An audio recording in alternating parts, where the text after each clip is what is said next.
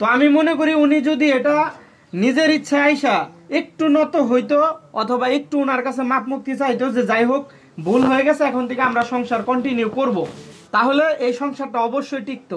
তাইলে উনি আমার নামে মামলা করবার চাইছে, আমি তো এখানে আমি কিছুই কই নাই, মামলার তৈরিও করছে কাগজ, কিন্তু যখন দেখছে যে মামলা করে লাভ হবো না, আমি দেনমোহরের টাকা লিখে রেডি হয়েছি, তাহলে আমার বাড়িতে এসে যদি ডিভোর্স দিয়েই যায়, মীমাংসা ডিভোর্স হয়েছে এখানে, তাইলে ওই টাকা না নিলে তো তাও পারতো। এই শর্মিলা এক ভিডিওতে কইছে না, ছাদে উঠে আর কয় আমরা গরিব না, আমাদের অনেক কিছু আছে, এই যে বাড়ি ঘর আমার আব্বার যথেষ্ট আছে, ভিডিওতে কিন্তু এটা পাবলিশ করছে, ভিডিও ভাইরাল হয়েছে, দেখছে, তাহলে এত কিছু আছে। 3 লাখ টাকা সামান্য জিনিস এটা। যেমন আমি কিছুদিন আগে আমার পকেটে 5 টাকার কয়েন ছিল না, আল্লাহ এখন চলার মতো অবস্থা দিয়েছে, চলতে পারি, আলহামদুলিল্লাহ, আল্লাহ নিকট শুকরিয়া। এই 3 লাখ টাকাও কিছু না, আমি ওর জন্য 4 লাখ টাকা সত্যিকার অর্থে আমি আইনা রাখছি, কারণ না দিলে মানবো না জানি, হাসি মাখা মুখে টাকা নিছে, এমনকি পরবর্তীতে 3 মাস এবং 1 বছরের কথা কইছি না, ওই খোরাকিটা হচ্ছে। আর ওদের যদি লোভ নাই থাকে, ওদের সাথে তো আমার সম্পর্ক ছিল, আমি তো ওদের জামাই, একটা বিছানার চাদর কি চাই ওইভাবে পুরান চাদর, ওই 200 টাকার চাদর কি নেওয়া ঠিক হয়েছে? চাদর মানে সাধারণ একটা রুটি বাজার তাওয়া। তাহলে আমি বলবো আমি যত শপিং করে দিয়েছি, যে মার্কেট করে দিয়েছি, যে চিকিৎসার পেছনে লাখ টাকার উপরে খরচ করেছি, সেই টাকা যেন আমাকে ফেরত দেয়। দামি জিনিস নেই না মানে মুড়ি বিষয়টা নিচে কিনলে গা, শুনেন আমি এই বিষয়টা উত্তর দেই। আচ্ছা, যেখানে আমি মুড়ি নিয়ে গেছি, মুড়ির বিষয়টা ক্লিয়ার করি। এটা ওর বোনের বাড়ি, ওর বোনের শ্বশুর, বোনের মানে ওর জামাই, মানে বোনের জামাই, ওই ফ্যামিলির প্রত্যেকটা মানুষ ভদ্র, ভালো এবং শালীনতা সম্পন্ন এবং অর্থনৈতিক ব্যাকগ্রাউন্ড খুবই ভালো। আমি যদি কোটি টাকার জিনিসও নিয়ে যাই, শুনেন, যদি কোটি টাকার জিনিসও নিয়ে যাই, তারপরেও দেখবেন যে অনেক সময় 10 টাকার জিনিস নিয়ে গেলে তার অনেক খুশি হবে। তো যখন আমি নিয়ে যাই, তার কিছুদিন পরে রমজান মাস শুরু, তো আমি টেকনিক খাটিয়ে ভাবলাম কি, যে রমজান মাস যখন আসতেছে, আর মুড়ি তো না, পেয়ারা নিছি, বিস্কুট নিছি, যাই আমি পাইছি নিয়ে গেছি, যে মুড়ি তো পরিমাণে বেশি দেখা যায় কিন্তু দাম কম, আবার রমজান আসতেছে, সো আমার এই ভাইরাকে আমি মুড়িটা দিয়ে আসি, ঠিক আছে? মুড়ি যখন রমজান মাস পুরো রমজান খাবে, তখন মনে মনে ভাববে যে মুড়িটা আলম দিয়েছিল। এটা আমি শর্মিলারে বলছি। তো এখানে দাম কম বেশি তো কোনো বিষয় না। আমার যারা মেহমান বাড়ি দাওয়াত দেয়, তাদের বাসায় আমি 1500-2000 টাকার জিনিস কিনে নিয়ে যাই, তো তাদের তো আমি দেখাইলাম না যে জিনিস নিয়ে গেছি। আর আরেকটা পয়েন্ট হচ্ছে, এই কি বলে, ওনার বোনের যে শ্বশুর বাড়ি, উনি যে বলছে যে কোটি কোটি টাকার মালিক, আমার শর্মিলা ভিডিওতে বলছে কোটি টাকার মালিক, তো কোটি কোটি টাকার মালিক এটা আমি স্বীকার করি, কিন্তু আর বোনের জামাই 8000 টাকার বেতনে ফ্রেশে চাকরি করে, ও সেটা স্বীকার করছে। কোটি টাকার মালিক ওই ব্যক্তিটা এত ভালো, সহজ সরল, ভদ্র, উনি কেন এখন 8000 টাকার বেতনে ফ্রেশে চাকরি করে?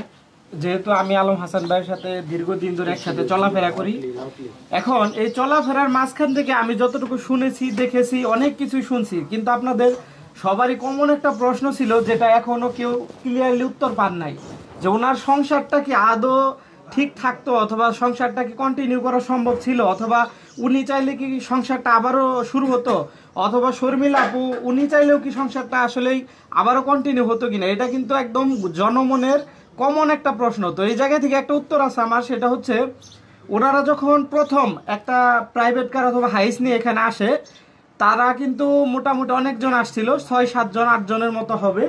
তো ওই দূরে আপনার রাস্তার ওইখানে সবাই আসছে, আইসা ওইখান থেকে এখানে 4 থেকে 5 জন আসছে, আর বাকি 2-3 জন হয়তো গাড়িতে ছিল। তো আমরা যখন এইখান থেকে আইসা ঢুকি, তখন আমি দেখি যে শর্মিলা আপু ওইখানে ছিল ওই গাড়িতে। তো আসার পরে আমরা বাড়িতে এসে যে প্রিপারেশন দেখলাম, মোটামুটি সবাই আসছে, কাজী সবকিছু লিখতেছে।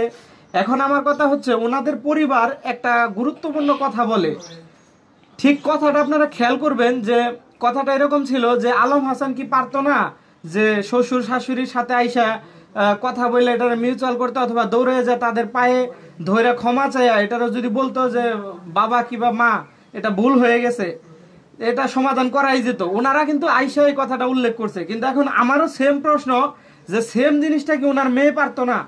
সবকিছু কি খালি উনারই ছোট হতে হবে? উনি একজন পুরুষ, তো এই জায়গা থেকে ভুল ছিল শুরুর থেকে শর্মিলাপুর বেশি। তো ওই জায়গাটার থেকে যেহেতু উনি এই পর্যন্ত কোনো ভিডিও মেকিং করে নাই এই বিষয় নিয়ে, আর এখান থেকে শর্মিলাপু যাই অনেক বিষয়ে ভিডিও নির্মাণ করছে। তো আমার কথা ছিল, এখানে যখন আসলো ওনাদের উচিত ছিল, অথবা ওনার বাবা মা ওনাদের হাত ধরে এই বাসায় ঢুকতো, ঢুইকা এখানে বসতো, বসার পরে যখন দেখলো যে না কাজী আসছে, গ্রামের লোকজন আসছে, সবকিছু লেখালেখি হয়ে গেছে, ওনার যদি ইচ্ছা থাকতো উনি একদম কাইন্দা দিয়া ওনার পায়ে ধরে, হাতে পায়ে ধরে যদি মাপ চাইতো, এই বাসাটা এখন ওনার ছিল। ঠিক আছে, যতদিন ডিভোর্স হয় নাই ততদিন কিন্তু এই বাসাটা ওনারও ছিল। এখন উনি যদি আইসা ওনার কাছে অজরে কান্না করে যদি মাপ চাইতো, এটা 100% এই সংসার টিকতো, এটা আমি মনে করি। এবং উনি দিনে 40 বার আমার বলছে যে ভাই আমি ওনারা অনেক ভালোবাসি এবং আমি কখনোই ওনারা ছাড়ার জন্য বিয়ে করি নাই। তাহলে যখন এখানে উনি এই কথাটা বারে বারে বলছে, তার মানে ওনার মনে ওনার জন্য ভালোবাসা বলেন, মায়া বলেন, সবকিছুই ছিল। এই সংসারটা কন্টিনিউ হয় না একমাত্র ওনাদের ব্যর্থতা আমি মনে করি। যখন ওনারা কোনো কিছুই বলে না, আইসা সরাসরি হিসাব কিতাবে পয়সা পড়ছে, এই কারণে উনিও আর কোনো কিছু লেট করে নাই, কাজে আসছে, সবকিছু লেখালেখি হয়েছে, গ্রামবাসীর উপস্থিতিতে উনি টাকা পয়সা দিয়ে দিছে এবং শর্মিলা আপুকে ডাক দিছে। প্রথমে এখানে আসতে চায় না, যাই হোক কাজী বলছে যে না এখানে আসুক, দুই পক্ষ একসাথে বলে বসে আর কি মীমাংসা করুক। তো এটা বলার পরে আসলে এই জিনিসটা একদম শেষ হয়েছে। তো আমি মনে করি উনি যদি এটা নিজের ইচ্ছা আইসা একটু নত হইতো অথবা একটু ওনার কাছে মাপ মুক্তি চাইতো যে যাই হোক ভুল হয়ে গেছে, এখন থেকে আমরা সংসার কন্টিনিউ করব, তাহলে এই সংসারটা অবশ্যই টিকতো। তো যাই হোক আজকে আমরা এটাই জানাইলাম যে সবাইরে আজকে আলম ভাইয়ের সাথে শর্মিলা আপুর আজ থেকে একদম ডিভোর্স হয়ে গেছে। আজ না আসলে কয় তারিখ হয়েছে ভাই একটু বলেন আপনি? এটা তো মনে হয় কালকের আগের দিন হইলো না? হ্যাঁ, পরশু দিন হয়েছে। তো আজকে আপনার দেখতে পাচ্ছি আমরা 5 তারিখ। তো 3 তারিখ দুপুরের দিকে এটা একদম ডিসমিস এবং ছাড়াছাড়ি হয়ে গেছে।